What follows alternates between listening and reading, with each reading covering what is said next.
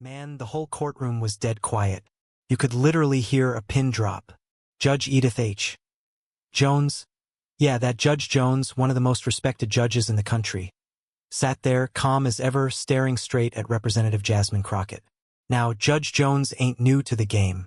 She's been running courtrooms for nearly 40 freaking years.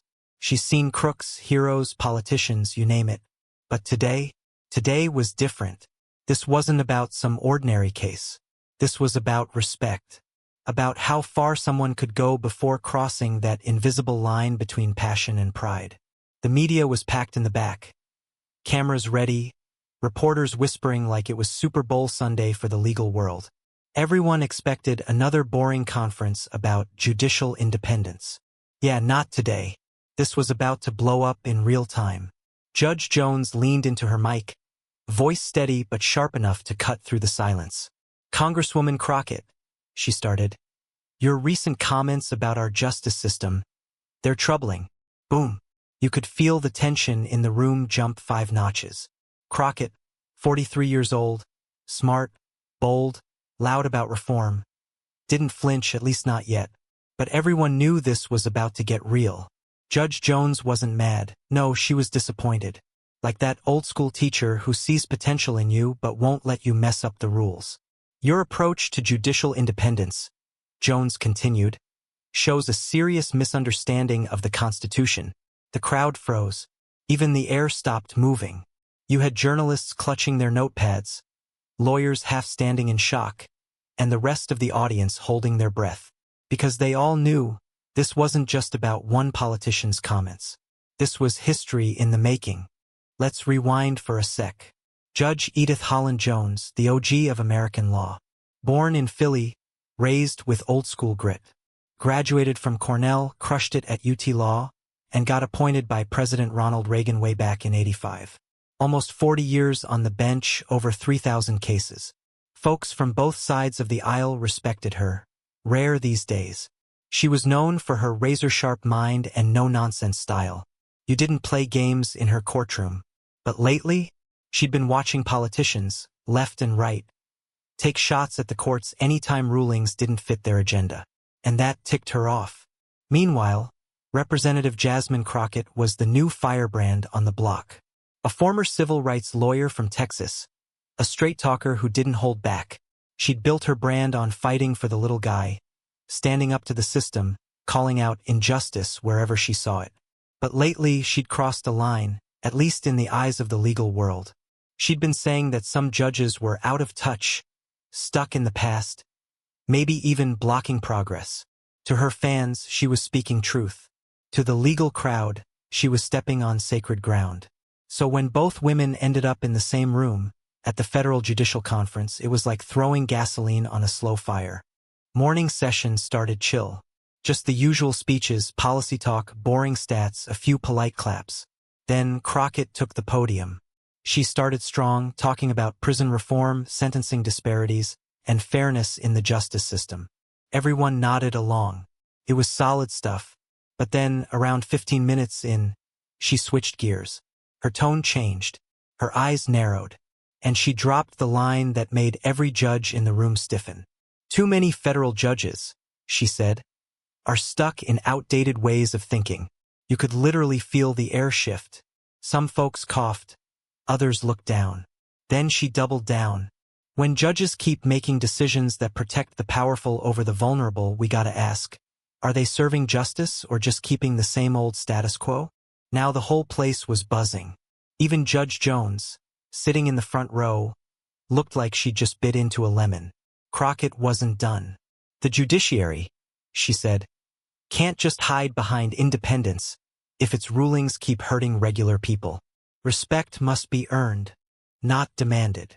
Boom. Mic drop moment, but not the good kind. That's when it happened. Judge Jones, 74 years old, slow but steady, rose from her seat. The place went silent. Like, what's she about to do? Silent. Even Crockett froze.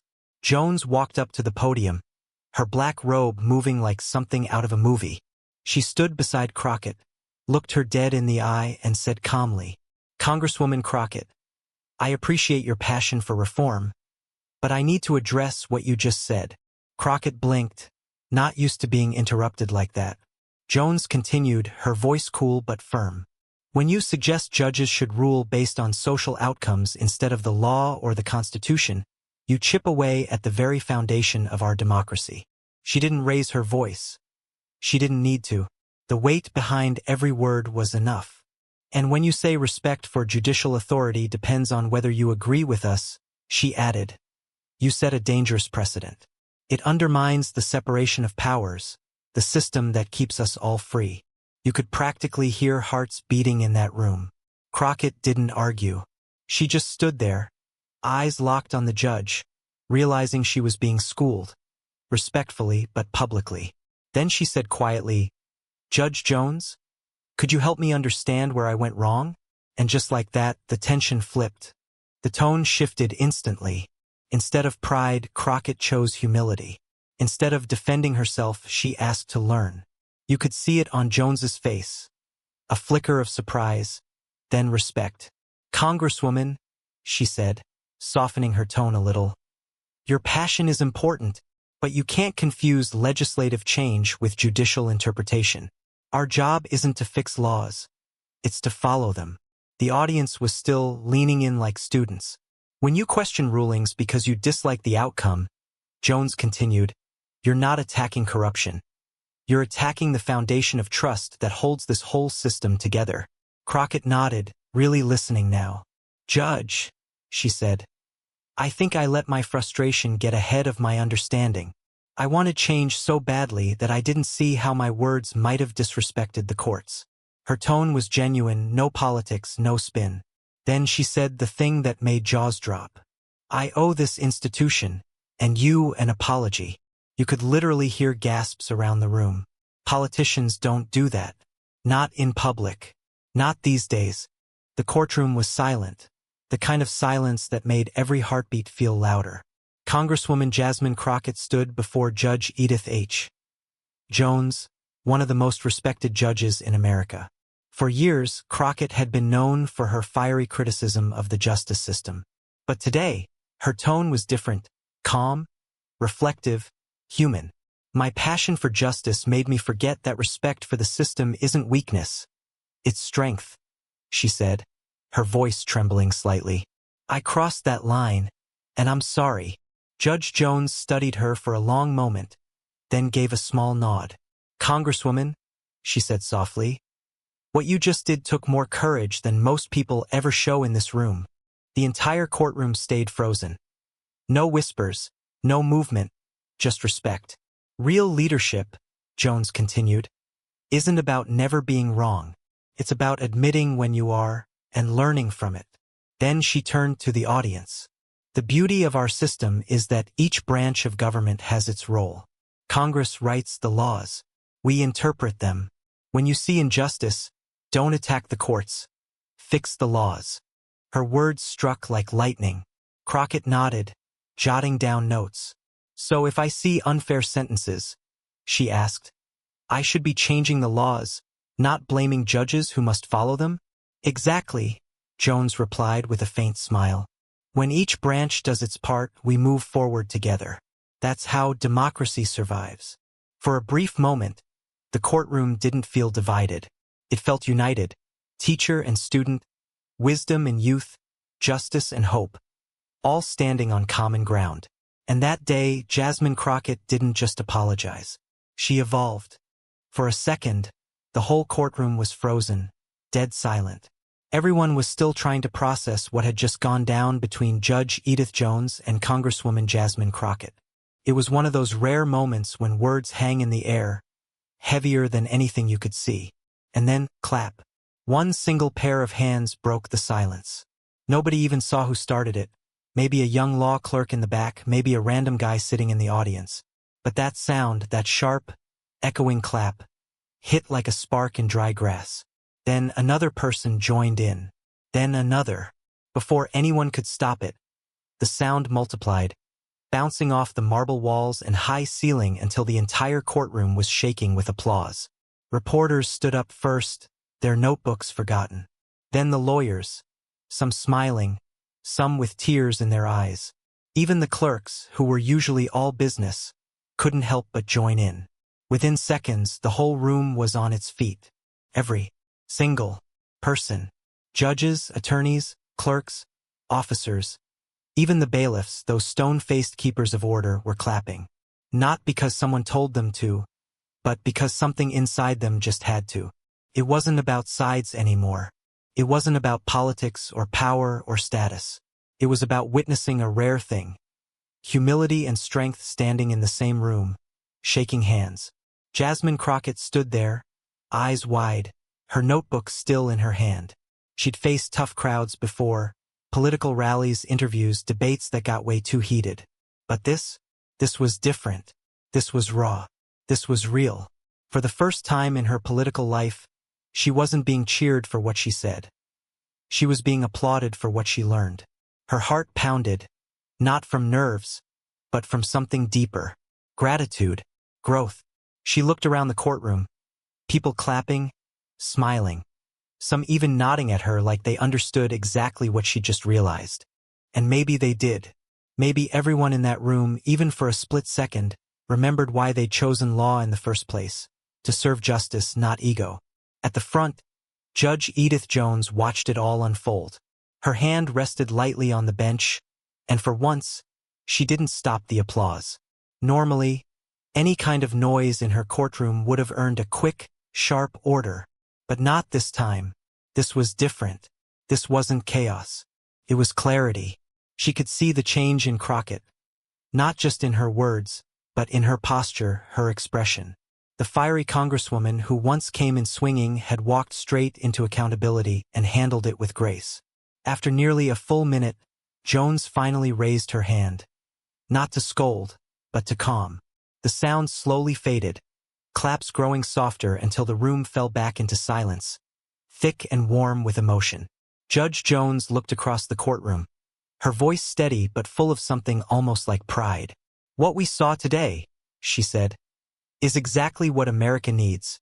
Two branches of government not arguing, not blaming, but listening." Her words rolled through the air like thunder after a storm. "That's what the Constitution was built for," she continued. "Balance, respect, accountability. When we stop fighting each other long enough to listen, real progress happens." People nodded quietly. A few wiped their eyes. Crockett stood still, letting every word sink in. She knew she'd remember this day forever. Not for the cameras, not for the headlines, but for the lesson. The judge leaned back slightly, her tone softening. "Congresswoman Crockett," she said, "what you did today, admitting your mistake, showing humility, that's leadership. Real leadership. The kind that doesn't just talk about change, but becomes it." Crockett swallowed hard, her throat tight. "Thank you, Judge," she said quietly. "I won't forget this." Her voice cracked a little, but she didn't care. It was honest. Jones gave a small, almost motherly smile. "I believe you won't." And that was it. No grand speech, no dramatic exit. Just two women from different worlds standing in the same truth. When the session ended, the sound of footsteps echoed down the hallway as people slowly filtered out, still talking about what they just witnessed. Reporters whispered about how it felt historic. Lawyers were saying things like, "Man, that was something else." Crockett stepped outside into the crisp air, the afternoon sun hitting her face. For a second, she just stood there, breathing, feeling alive. Her aide rushed up beside her, whispering, "Congresswoman, that was incredible. You just changed a lot of minds in there." Crockett smiled faintly. "No," she said, "I just changed mine." Back inside, Judge Jones sat alone in her chambers, her robe draped over the chair. She stared at the transcript of the day's hearing, then smiled softly. It wasn't often she saw moments like that, moments where understanding actually won. She whispered to herself, "Maybe there's hope for this system after all." Then she closed the file, leaned back, and let the quiet fill the room again.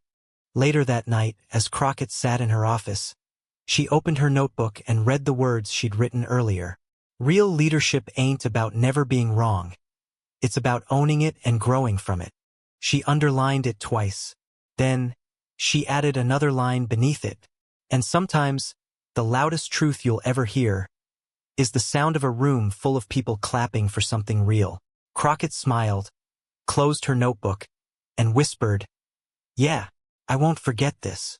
Outside her window, the city lights glowed like 1,000 tiny spotlights. Not on her, but on a single truth that now felt crystal clear. Respect and courage aren't enemies. They're partners. And that day, in that courtroom, they finally shook hands. By that evening, the whole country was talking about it. Clips of that courtroom exchange hit the internet faster than wildfire. One moment it was just another legal hearing, the next it was everywhere. Millions watched as Congresswoman Jasmine Crockett stood before Judge Edith Jones and did something almost unheard of in today's politics. She apologized. Not because she was cornered, not because some PR team told her to, but because she wanted to do the right damn thing. Within hours, that clip was trending across every platform known to man: Twitter, YouTube, TikTok, Instagram. You name it, it was there. News anchors were losing their minds. One network called it the most respectful clash in modern politics. Another described it as a rare moment of maturity in a sea of noise. People online weren't fighting for once, they were agreeing. Even folks who usually couldn't agree on lunch were reposting the clip, writing stuff like, "This is what leadership's supposed to look like. More of this, please." Underneath the video, comments flooded in, from teachers, veterans, even teenagers. A high school civics teacher wrote, "Just showed this to my class. This is how you disagree with dignity." By midnight, Harvard law professors were tweeting threads about it, calling it a masterclass in humility and constitutional balance. One of them even wrote, "Today, the system worked exactly how it was designed. Passion met principle, and they found respect." Think tanks, law blogs, and even political comedians jumped in. Some cracked jokes like, "Finally, a courtroom drama that doesn't need Netflix." But most were serious, genuinely inspired. The moment had hit a nerve. It wasn't about who was right or wrong anymore. It was about seeing two people from opposite ends of the system meet in the middle with grace. The next morning, the American Bar Association dropped an official statement. Their press release read, "Judge Edith Jones and Congresswoman Jasmine Crockett reminded America what public service and institutional respect truly mean. Their exchange showed that accountability and integrity can and must coexist." That statement alone set social media on fire again. News outlets ran headlines like, "ABA praises courtroom apology as historic moment of respect." And for once, Washington wasn't drowning in arguments. It was buzzing with admiration. Crockett, meanwhile, sat in her D.C. office watching the coverage in disbelief. Her phone was blowing up. Texts, calls, interview requests from every major network. One of her aides peeked in and said, "Ma'am, CNN's online too. And so is Good Morning America." She laughed softly, shaking her head. "I didn't do this for headlines," she said. "But if people are learning from it, I'll take it." That night, she posted one short message on X, the app formerly known as Twitter. "Respect doesn't make you weak. It makes you real. Grateful for today's lesson." The post hit 3 million likes in 12 hours. Meanwhile, Judge Jones, who usually avoided the spotlight, stepped outside the courthouse after her last hearing of the week. Reporters swarmed her instantly, shouting questions.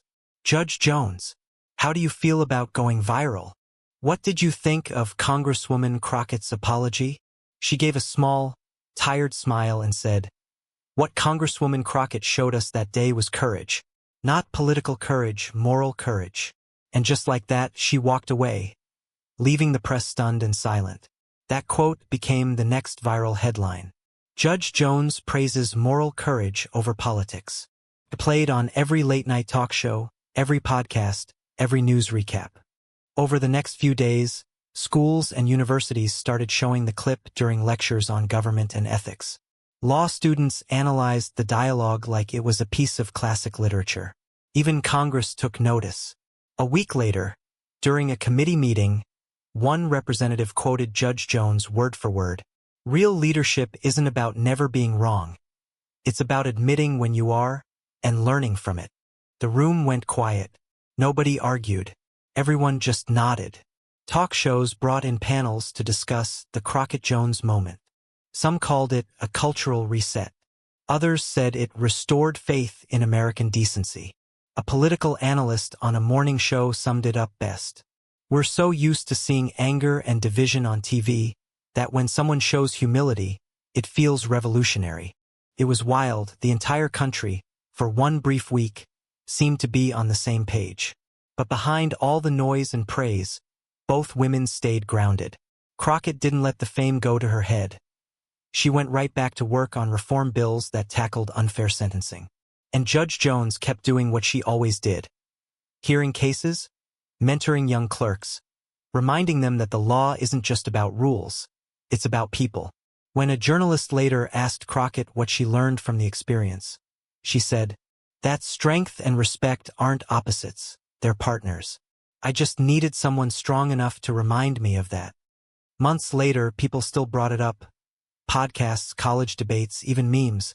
But the core message never got lost. Two women, one from the legislative branch, one from the judicial, had managed to bridge a gap that politics had been widening for years. They didn't agree on everything.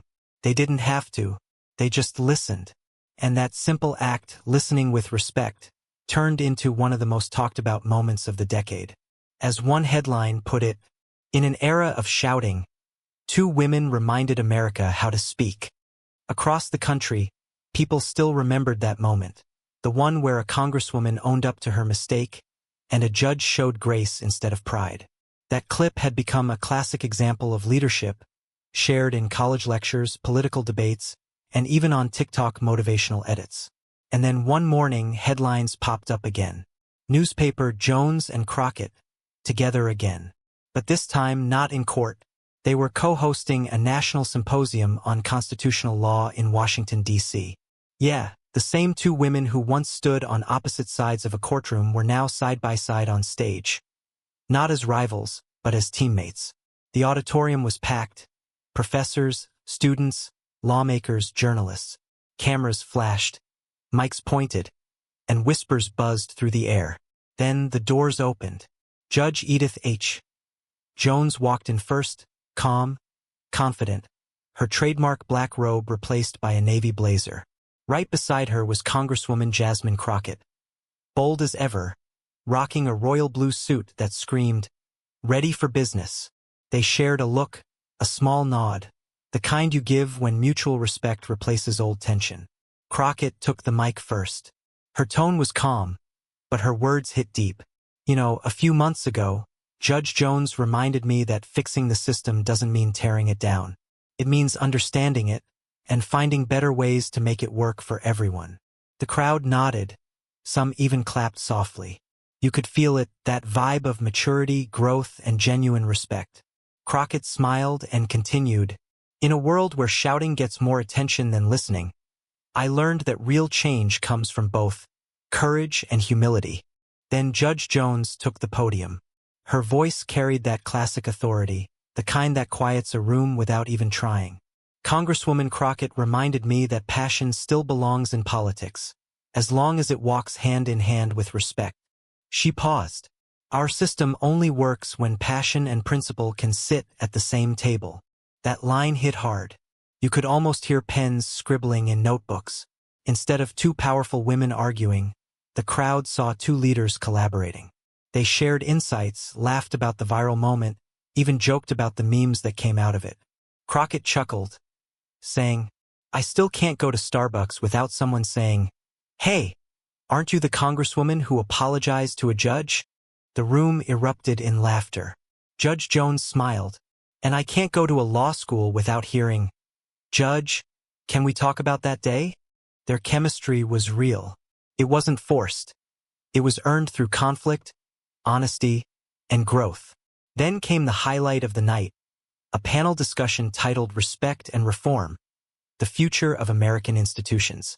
Jones and Crockett sat side by side, fielding tough questions about justice, politics, and the power of integrity. A student asked, "Do you think what happened between you two changed how people view government?" Crockett leaned in and said, "Maybe, but I think it mostly reminded folks that we can disagree without destroying each other." Jones added, Exactly. Conflict doesn't have to mean chaos. Sometimes, it's the first step toward understanding. The audience erupted into applause. Long, loud, genuine. As the event wrapped up, the host invited them to stand for a final message. Crockett said, "If there's one thing I've learned, it's this: leadership isn't about being louder, it's about being wiser. It's about knowing when to stand firm and when to listen." Jones followed, "And justice isn't about power, it's about purpose. It's about remembering that every decision, every law, every ruling affects real lives." Then they turned toward each other. Two women from two different worlds, now bound by the same vision. For a moment, the crowd stayed quiet. Then one person stood. Then another.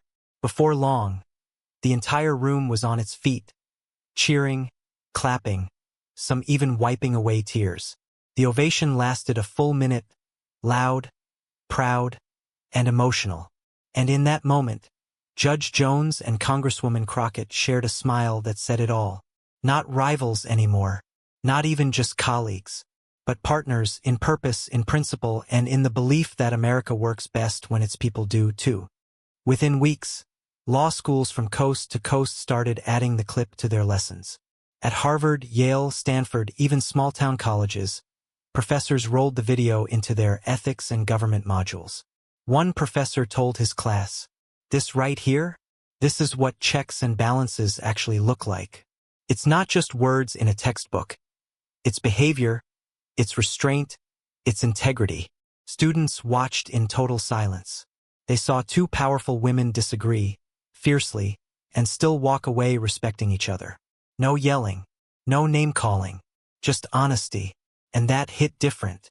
On Capitol Hill, the vibe shifted a little. Younger politicians started rethinking the whole fight to be right attitude. One freshman congressman even posted, "Owning your mistakes doesn't make you weak. It makes you human. And it might just make you a better leader."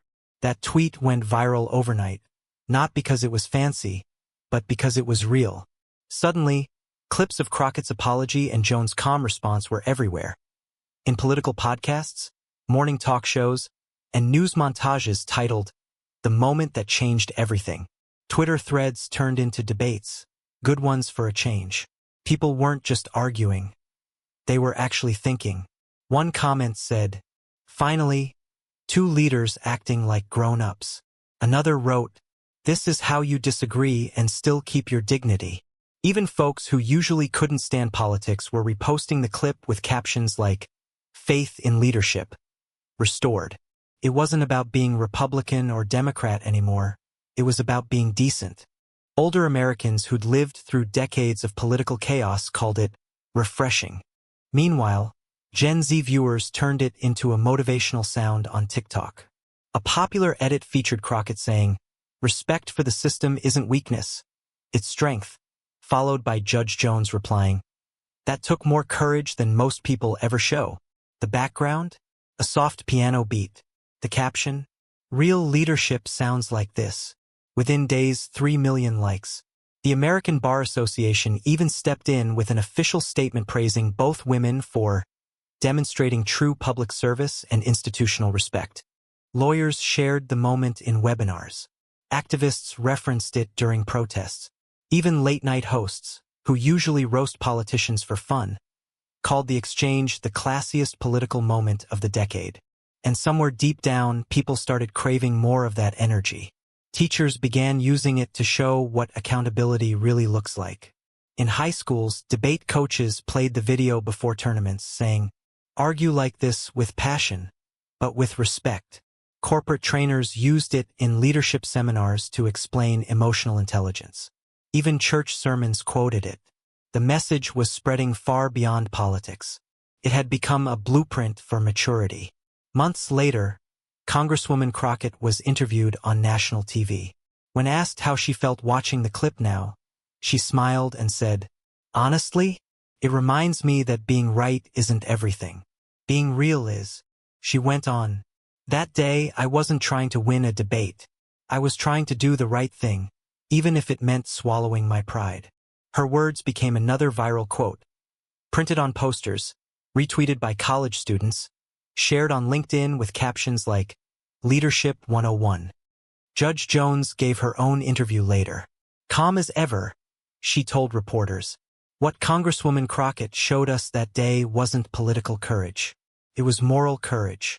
And America could use a little more of that. That soundbite made every evening news channel.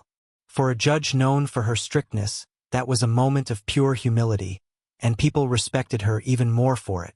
Over time, the story became more than a viral moment. It turned into a national mirror. It made people ask themselves, when was the last time I admitted I was wrong? When was the last time I listened instead of shouted? In a country often divided by noise, this story reminded everyone that unity doesn't start with agreement. It starts with respect.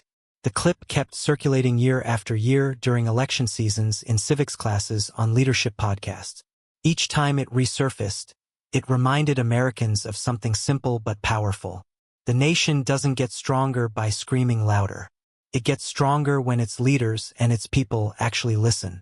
Because real leadership isn't about proving who's toughest. It's about proving who's wise enough to listen, brave enough to learn, and humble enough to grow.